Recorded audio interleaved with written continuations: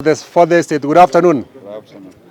My name is Nyamira Governor MCA Magombo Ward, leader of minority, Nyamira County Assembly. I want to have a very brief press statement. Now today, we have tabled the motion to impeach the Governor, County of Nyamira, Mr. Amos Nyaribo.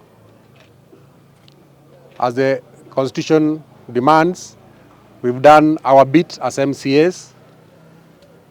We've tabled the motion before the County Assembly, and now the document that details all the grounds for the impeachment is a public document now. Any one of you can obtain a copy from the County Assembly. Any member of the public who wants to see what the grounds we've put in that document can have access and have a look at it. You interrogate it also. So we've done our mandate according to Article 181 of the Kenyan Constitution 2010, which sets out the grounds for removal of a governor from office, which includes violation of the Constitution, abuse of office, or misconduct. So we've put all the grounds there for the whole world to see. We've laid our evidence, documentary evidence. We have witnesses who will help us build our case. So we are not doing this because of personal reasons with the governor, or we are not pushed from any quarter to do this. This is out of our own conscience as leaders, elected leaders, who represents thousands of voters who sent us here to do the oversight work. Because the Constitution, the law does not allow all the members, all the electorates to come here. They've sent us here as their representatives, and we are doing this. Why are we doing this? We want Nyamira County to be the best county in this country. If there is anything that is going wrong, we must make noise.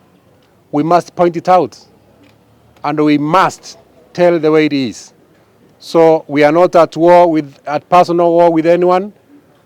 We are just putting forward the reasons why we feel that Nyamira should be run better than it is being run now.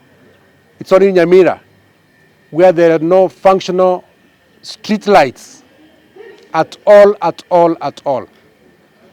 It's only in Nyamira where an ECD teacher is paid 25 million